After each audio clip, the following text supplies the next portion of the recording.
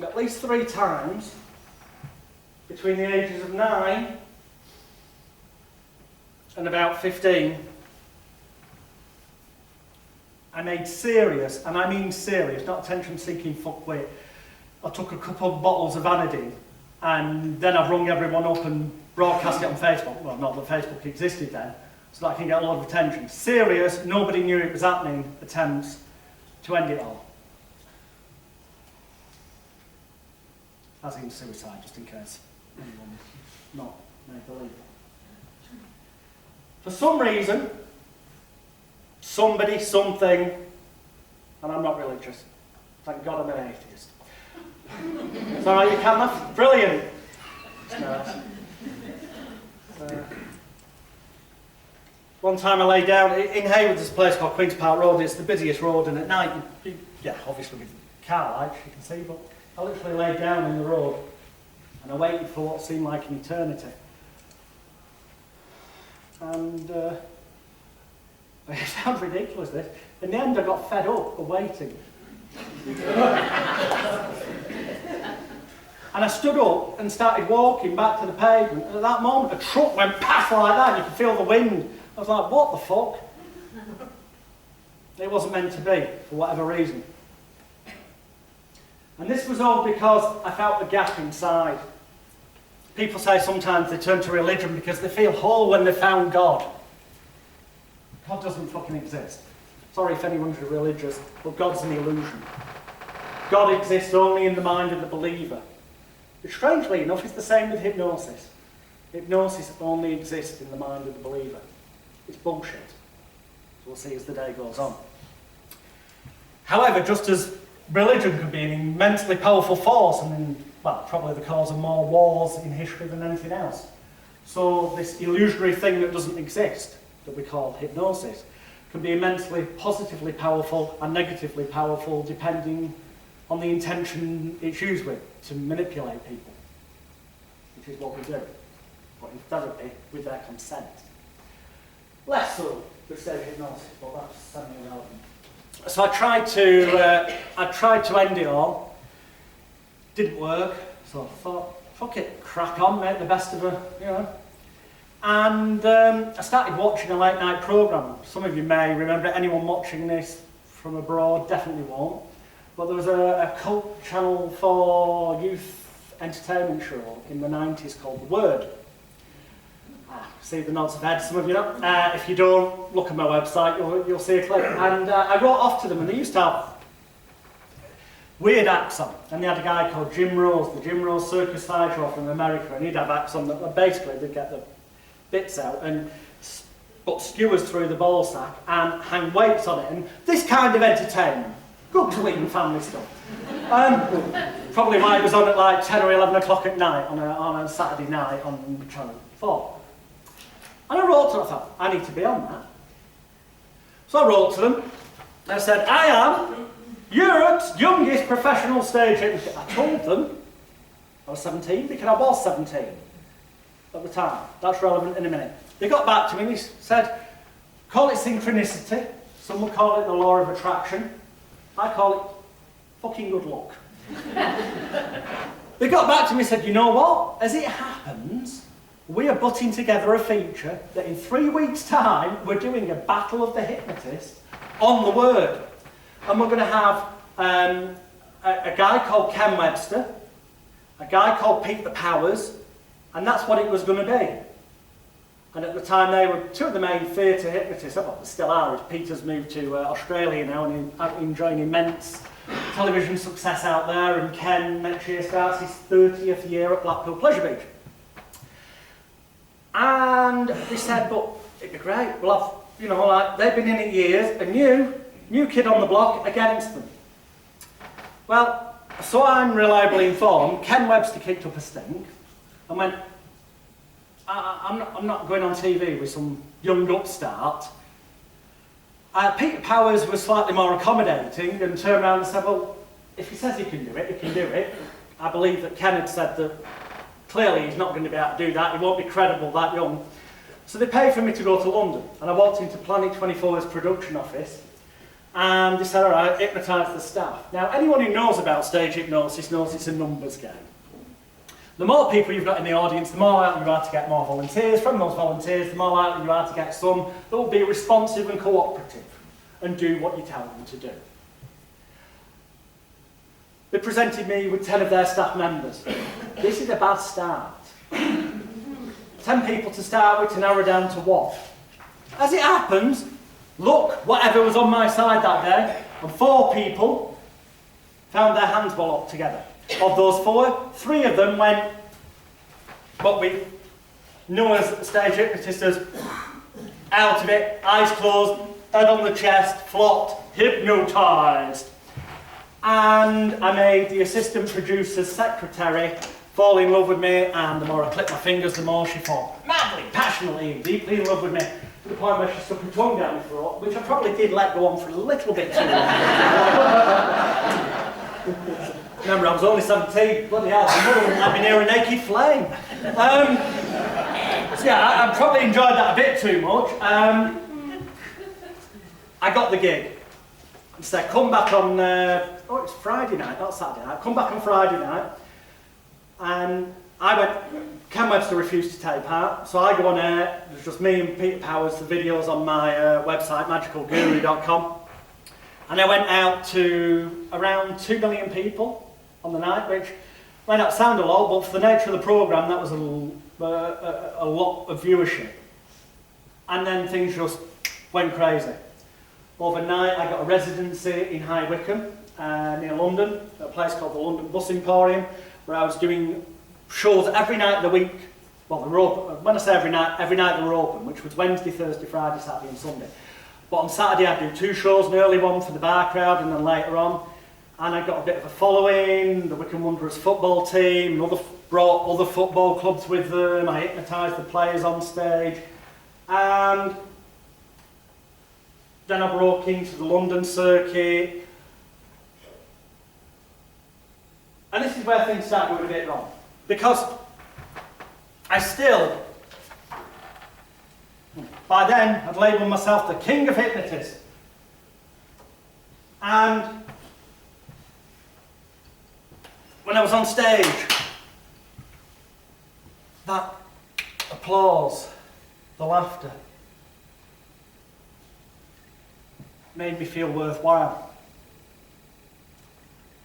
And there's no saying in show business, there's nothing lonelier than the dressing room or hotel room you go back to after the show.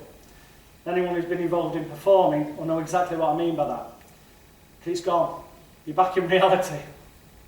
The illusion show business is not glamorous, far from it. And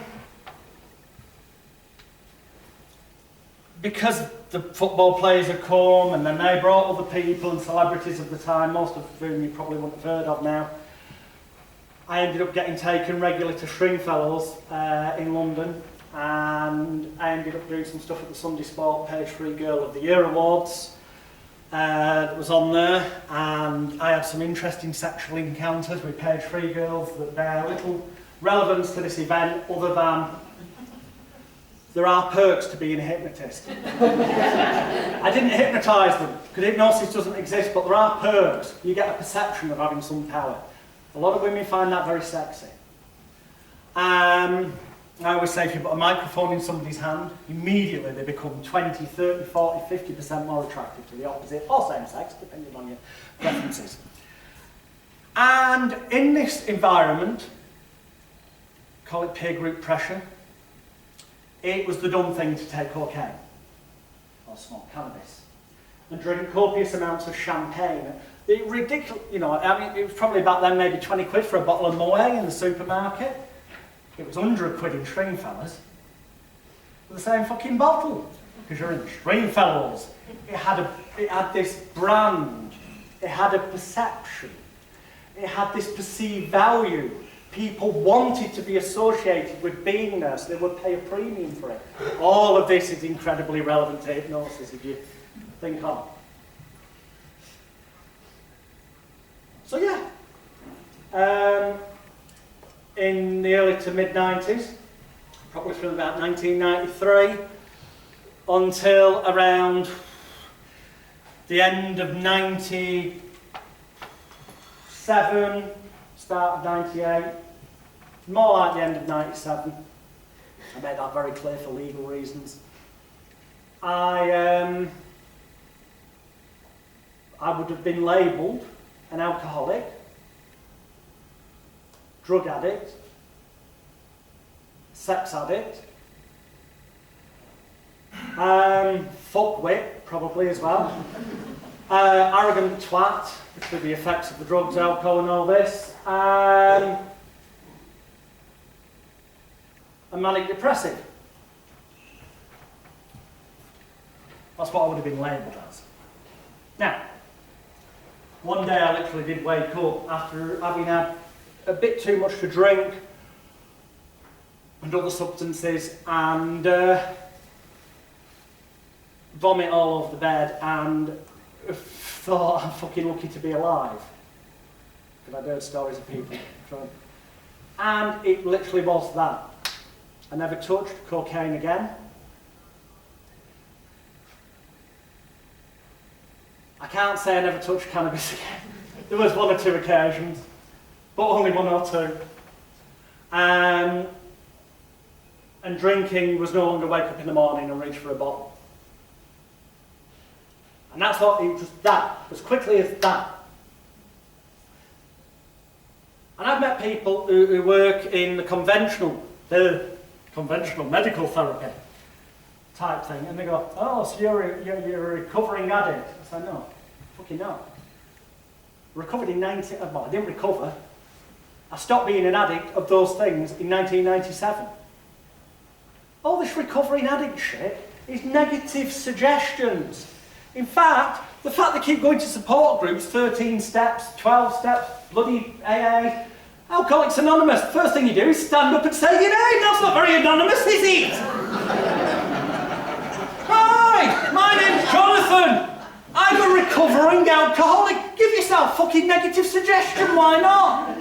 You're implying that you might turn back to it. No!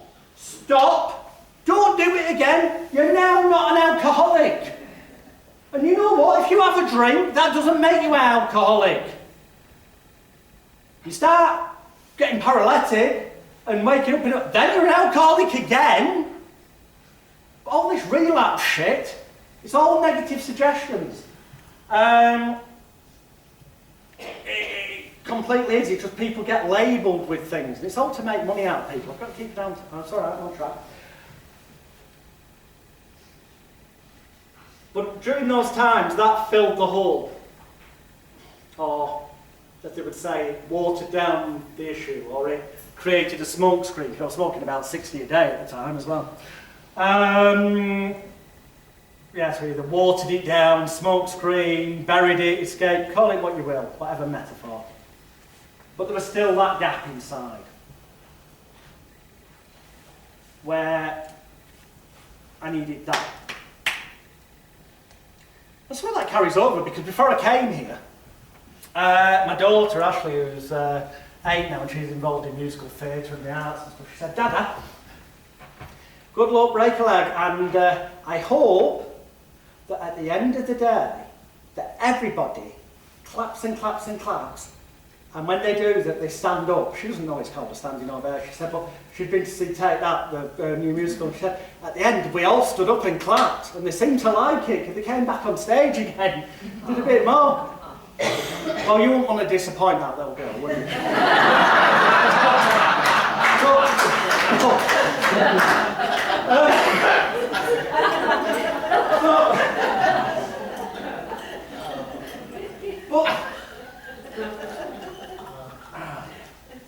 So yeah, that gap was still there.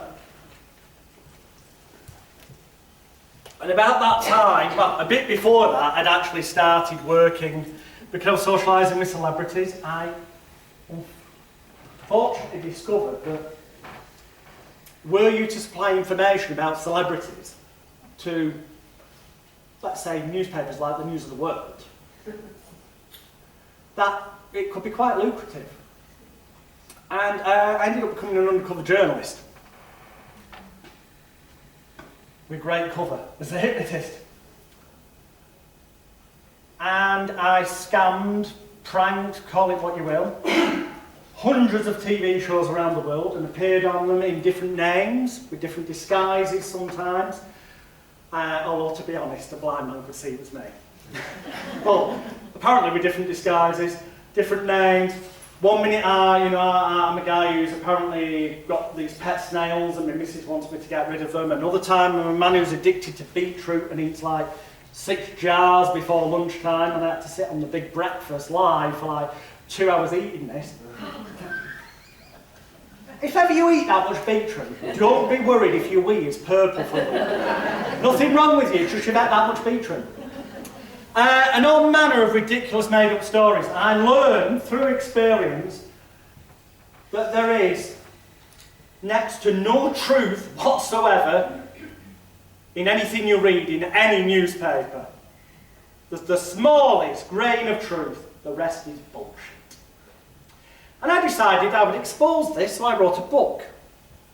And my publicist at the time, I told about this book, and he suggested that it might be an idea to up the ante a bit, so I ended up on a show called Kilroy, where during a debate on infidelity, I dropped my pants and waggled my manhood on live TV.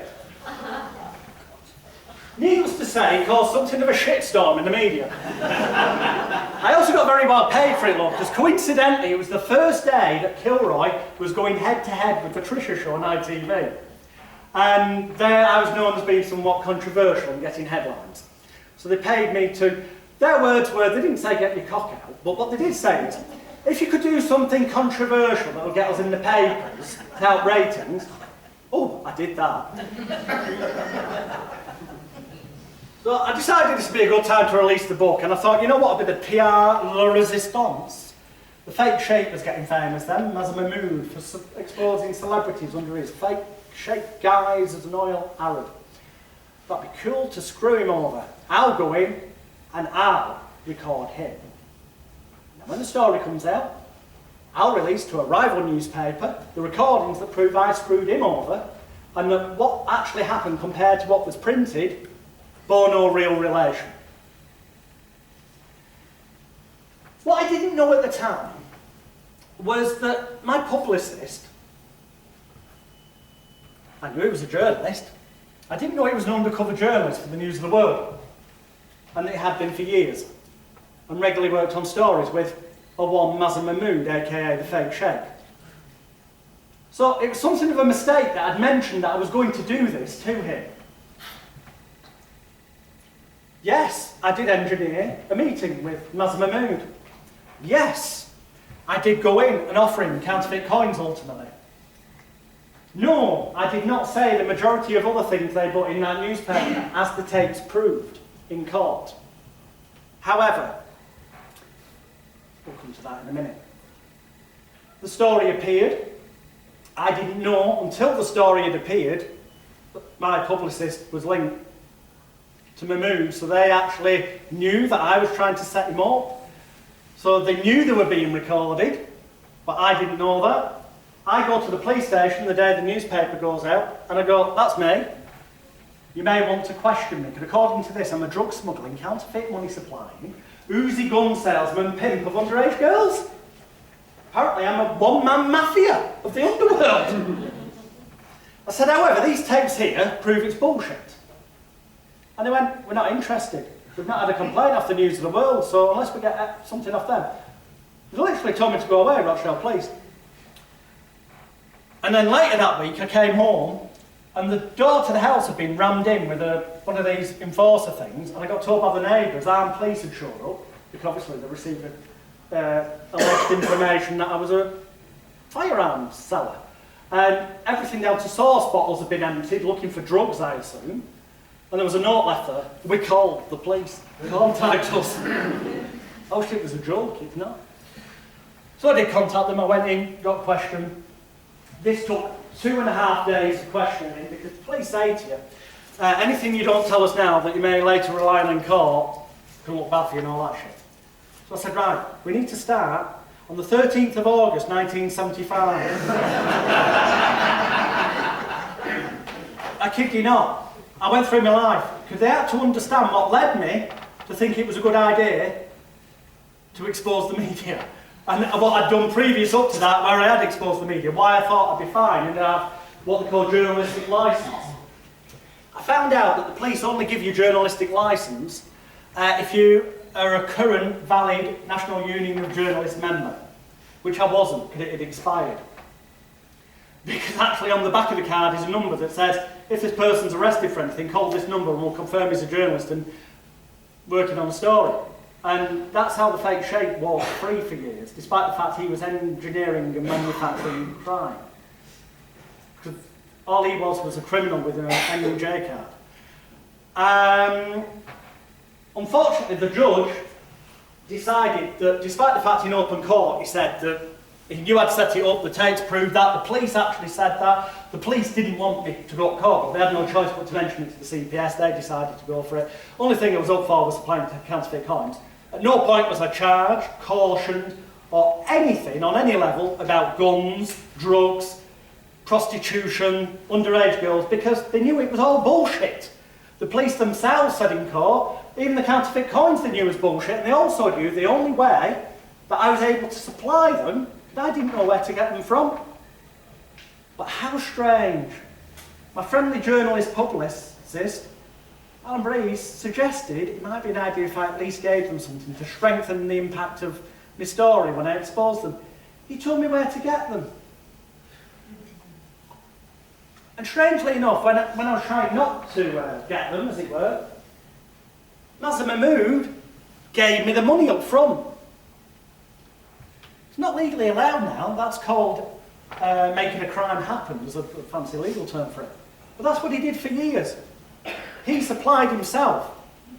He just caught you on camera delivering it from there to there, which was supposed to get exposed back then in 1998. Unfortunately, I got sent down for a brief period of time. I was given 6 months. The judge said he fully accepted that I was trying to expose Mazda Mahmood. Oddly enough, none of Rupert Murdoch's own papers reported on what the judge said in court, but the Manchester Evening News fortunately did, which is free for all to see. The judge genuinely did say in court he knew I was trying to expose Mahmood, and that's why he only gave me a 6-month sentence, but it was recommended I was let out ASAP. I was one of the first people to get electronic tagging, so I was actually out within 6 weeks. To bring that bit to an end, because we need to get on to the next bit that's relevant with hypnosis, as it stands now, last October, Mazda Mahmood, I was at the Old Bailey to see it, oh yes I was on trial for conspiracy to pervert the course of justice over Talisa Konstantavlos's collapsed case for alleged drug supplying that collapsed in 2014, and a jury of 12 of his peers unanimously, every single one of them, found him guilty, and he got 15 months. Yes. He's out again, and I have it on good authority he's working under a fake name for Rupert Murdoch again. Which you think, no, you wouldn't re-employ somebody, would you? But hey, look at Rebecca Brooks, guilty of phone hacking, allegedly, and re-employed. The point is, and this is relevant to hypnosis, people sadly do believe it's a good thing and a bad thing. People do tend to believe stuff that's printed in newspapers or in the media. Even the people that say, no I don't, it still seeps in, gets into their unconscious and affects them on some level.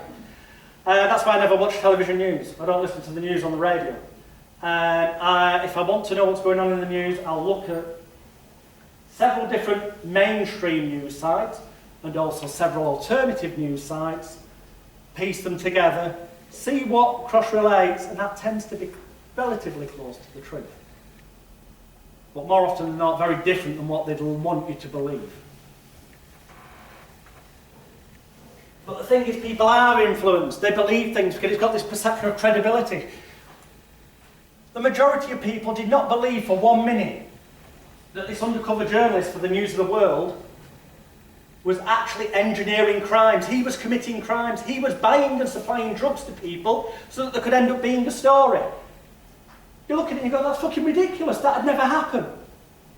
Now people know it happened. That's why he's been sent down. Well, that's the thing. People have ingrained beliefs and perceptions about all manner of things in life. And those beliefs and perceptions, wherever they come from, it could be their upbringing, their environment, stuff they've seen on TV, they are the root cause to all the positive things they do in life, and also the underlying thing that causes all the fuck-ups as well. When you're aware of this, how easily we are manipulated as people, every one of us, including myself,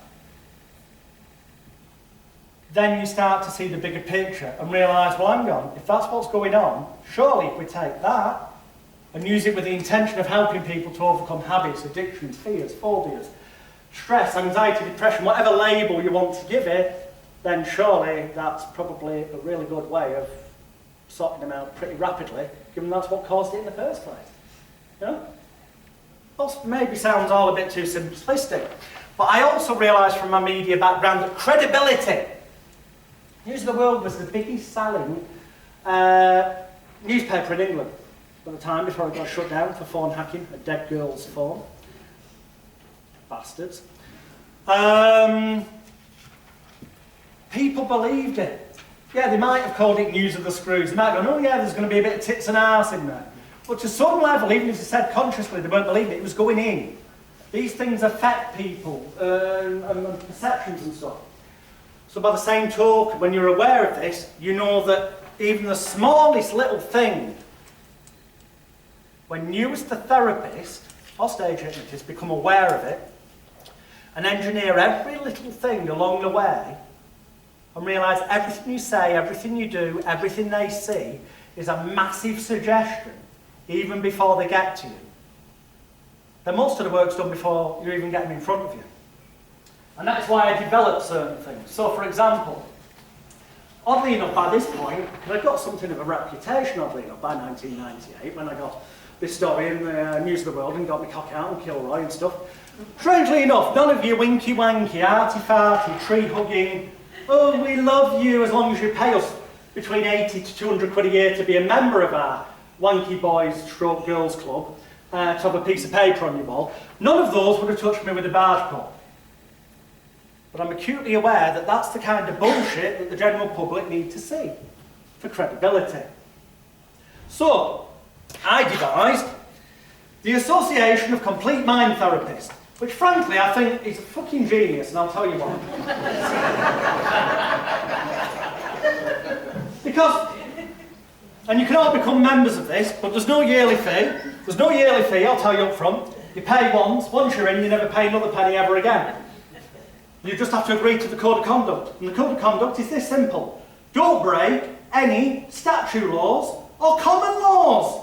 Simple as. As long as you keep within common law and statute law, you'll be abiding by more than most bloody hypnotherapists do.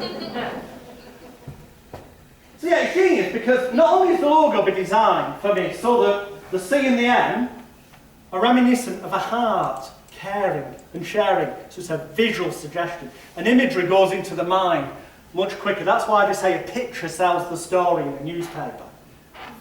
Journalists love it when there's a photograph to go with the story rather than just a story, because it gives it impact and power. Association of Complete Mind Therapists, getting to the heart of your problems. And that's like a heart, and it's all winky-wanky, and that credibility thing. But also it's a massive suggestion. The heart, caring, love, association, sounds professional. Complete Mind Therapists. Complete. The word, as people know it, means complete, full, nothing missing. Maybe that could fill the gap they've got inside that they know deep down unconsciously. Or maybe it just means this is better than all the other therapies because it's complete.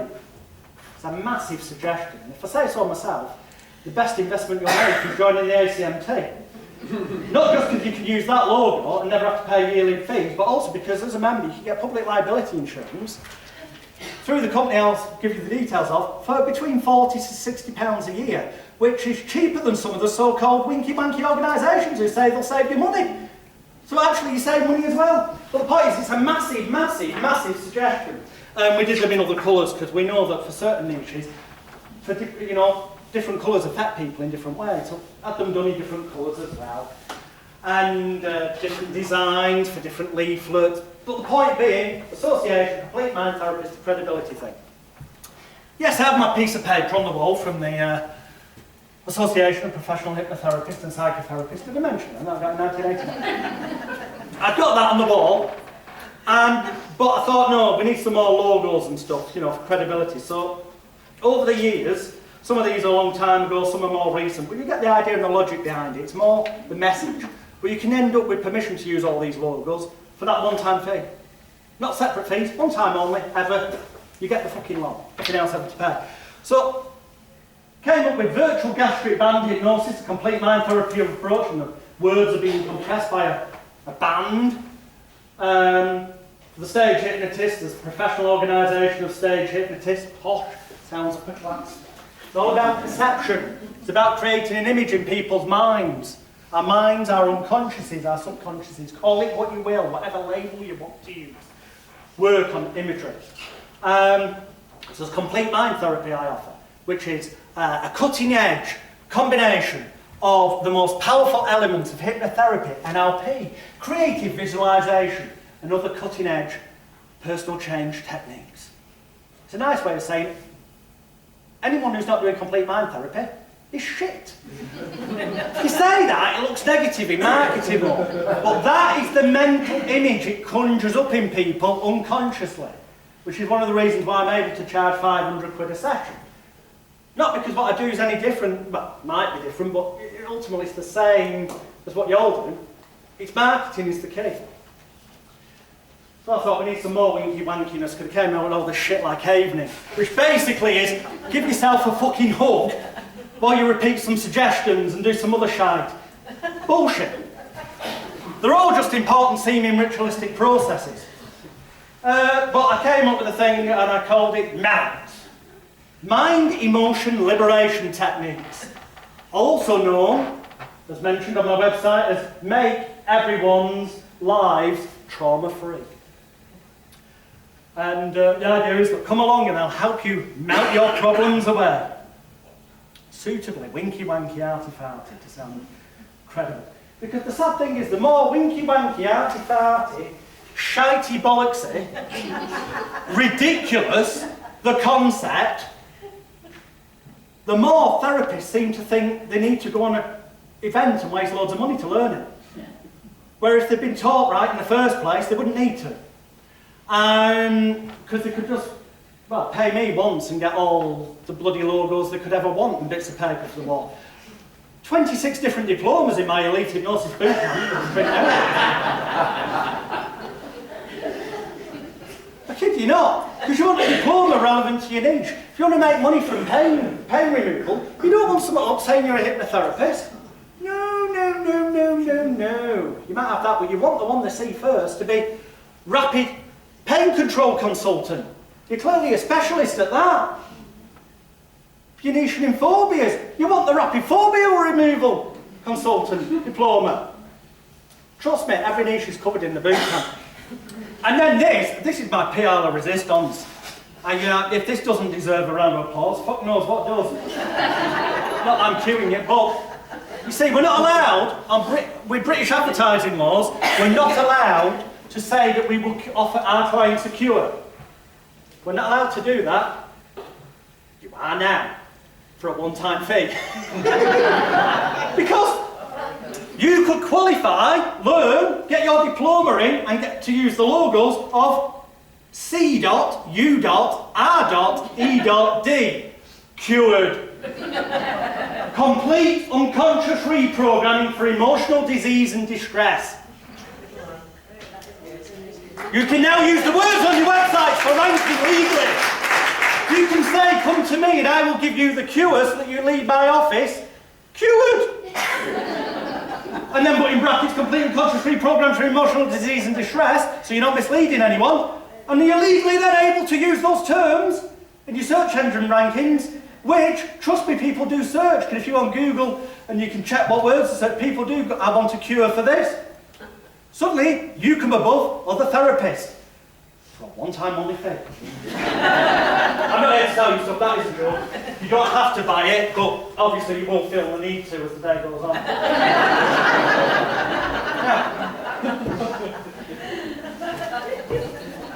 So, yes, I put together this construct, and that involved me setting up a thing I call the Mind Care Organisation. It's a limited company. I'm no longer a director, I'm not involved in it anymore, but I'm allowed to use the name because I'm very good friends with Peter Hill, who's set it up with me. The Mind Care Organisation Limited. Mind, so that's what we do, therapy, care. Together with the heart logos. Everything's a suggestion before they even pick up the phone and book a session. And it sounds, some might say, the Mind Care Organisation, some might perceive it as sounding a bit medical-fied. Obviously, we're not allowed to mislead people. If people want to assume that Dr. Jonathan Royle, who is fully endorsed and accredited by the Mind Care Organisation, who is a complete mind therapy consultant, because we all know consultants are better than normal doctors, don't we? If they want to perceive that in their own mind and fill in the jigsaw, the blanks, in such a way that they perceive me as better than medical doctors, what an odd coincidence that might happen. However, it also conveniently triggers the internal self-healing placebo effect. Gives something to cover as the day goes on. I'm looking at the time. I hope I can do this before past because we've only got 40 minutes. This afternoon I will be doing physical stuff. You will be learning techniques, but all of it will relate back to what I've been talking about. It will. You'll see the jigsaw fits together. I came up with an idea because Steve said do a one-day event. I said I don't do one-day events. He said, well, I want you to. I said, well, I don't. And definitely not when there's only 5 hours because just not enough time. But in the end, he twisted my arm. So I thought I'll come up with something. Oh yeah, and diplomas, they need to look fancy. So all these are in the BOOTCAMP members area. The Mind Care Organisation Limited, it's got fancy scrolls and all this, that, the other. ACMT, Mount, there's bloody loads of them, right? These go in, I recommend any cheap discount store for about £3. You can buy what look like real wood, about that thick. The thicker the frame, trust me, when you go to a really good solicitor, their law degree, it's not in a fucking thin frame. The thicker apparently the frame is, the more expensive the lawyer is, trust me. Generally it also means the better. That's the condition response. Use this, because people when they walk in your consulting room, they see the frames. I have my room always set up, so where I sit, behind me is a bookshelf, and on that bookshelf I have a ton of books, psychology books. I've not read a single fucking one of them. They're boring, they're shit. I've had a flick through, none of it works in the real world, it's bullshit. Psychology generally is bullshit. That's why I ain't wasting years doing a psychology degree when I could just buy it, you know?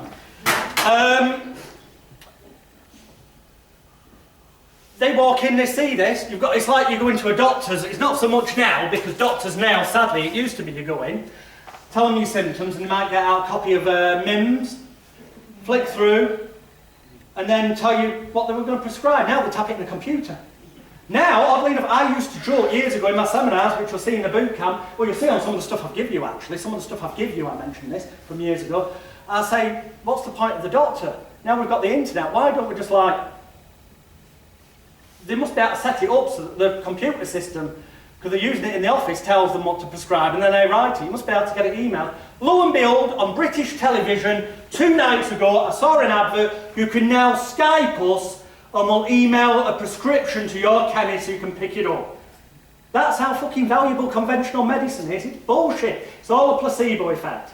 All a placebo effect. Conventional medicine is only apparently worthwhile because experts that wasted 5 years of their life or 7 years of their life going through medical school to get brainwashed by the authorities who want us to believe certain things in life, the true powers that control the world, and don't worry, I'm not going conspiracy theories, I'm going conspiracy facts. The fact is, I recommend you get this book, The Biggest Secret, but buy it second hand. And the reason you want to buy it second hand is For your own mentality and peace of mind, you want a copy from when it was released, the first edition in 1999. The reason for that is, if you buy more up-to-date copies, you read through it and go, that happened, that's happened, that's happened, that's happened, and you keep going through and going, shit, what he said would happen has happened, and he's now in the public domain. You'll think, he's updated the book for this edition after it happened. But if you get a copy from 1999, first edition, you'll know that's what was in there. Because I've got them both and compared them, and I promise you they're the same. But for your own peace of mind, get one from 1999, read it, have a gift. Thank you. You've not already got it, have you? No, because if I give stuff out, ideally to people who don't already have it, you will see the whole medical industry is bullshit. It's to sell drugs. It's a monetary making exercise, as we'll come to, and this is very relevant to what we'll do this afternoon. So I've got like 35 minutes to try and get through this. What's going to happen here is I'm going to tell you a little bit about these films. These are my Royals recommended films to watch. Some of them are entertaining, some will make you cry, some will make you laugh. What they will all do is make you a better therapist. You'll learn more from these 30 DVDs than any training course you've ever done, of that I promise you. So I'll give you the brief bullet points, because obviously I can't go into what a 2-hour film totally teaches you, but when you're on the wavelength, you'll get the idea when you watch the films. And then, well, I'm just going to give these out. If you end up with a DVD that you've already got, swap it or give it to somebody else during lunchtime, so that someone who doesn't already own it gets the benefit of not having to go on eBay and spend about £2.50 each for them, which you can get them for second-hand, just as I did to give away. But obviously I wasn't giving you the ones on my bookshelf. So, here we go. I recommend Star Wars, particularly The Empire Strikes Back. The reason being, because in here is the famous Yoda, do or do not, there is no try. Emile Coue's law of reversed effort, very, very relevant to what we do with therapy. Other quotes, Yoda says, wars, no, I can't do Yoda impression, but wars, not make one great. In other words, conflict, stress. You want to do everything you can to avoid that. This is very important to what's going to happen after lunch. Because after lunch it gets really interesting. Yoda says in this film, and it's so true, if you want real success, I'll tell you what his words were, but what it essentially means is, if you want real success, and what you're doing at the minute isn't giving you what you want, you need to do something fucking different. It's essentially, and that generally means, as Yoda would say, you must unlearn what you have learned.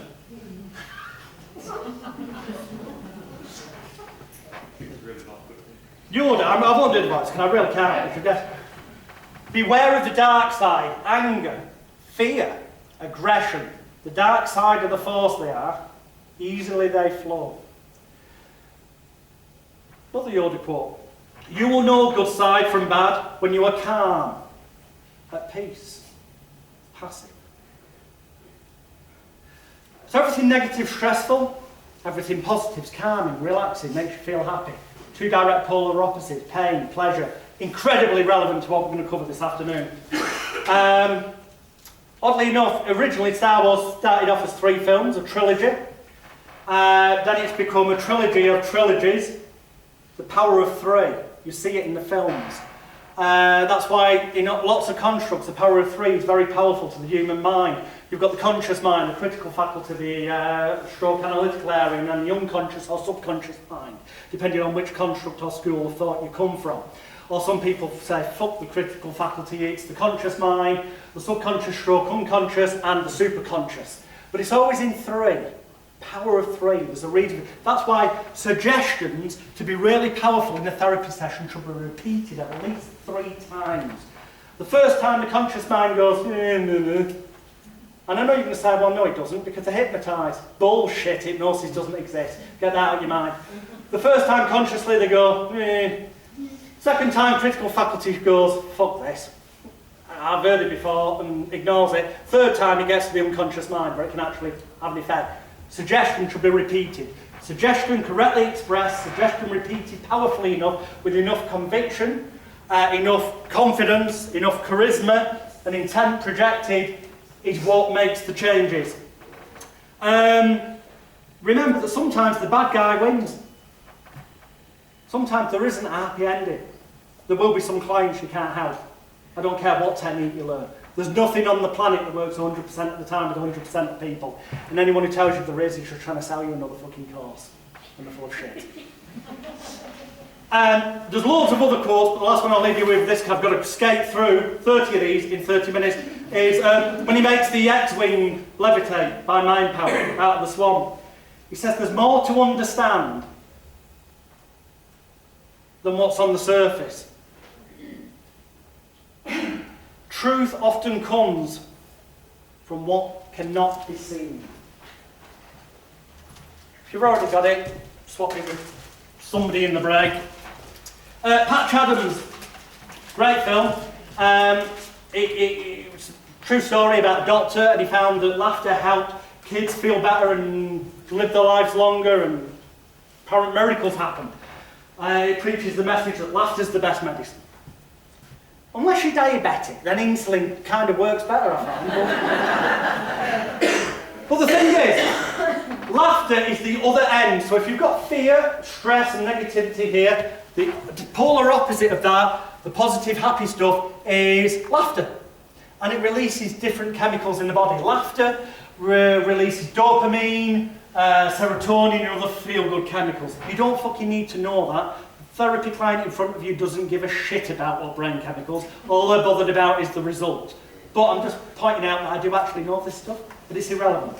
At this end, the stress response, negativity, focusing and all that crap will tend to produce cortisol, the fight and flight and freeze response, which we'll go into this afternoon, and all the negative shit. When you know that, it's simply our job to take the plug out of one and put it in the other, to change the client. And that sounds oversimplified, but it is that simple when you truly believe and transmit that intent. The big message here is most doctors don't treat the person.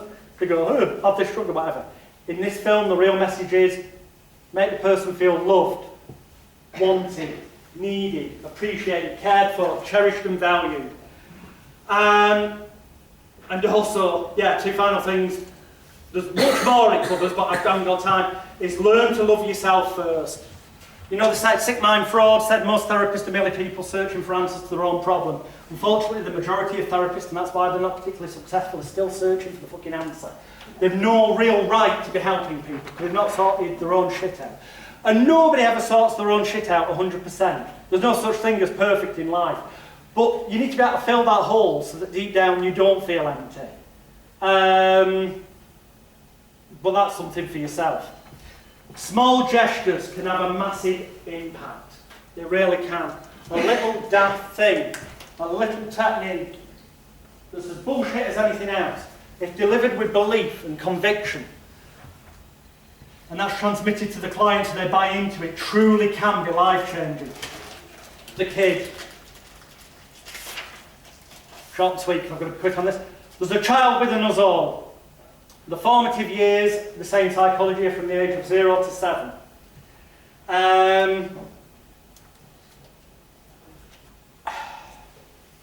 Adults are merely acting out other adults' conditioning on them.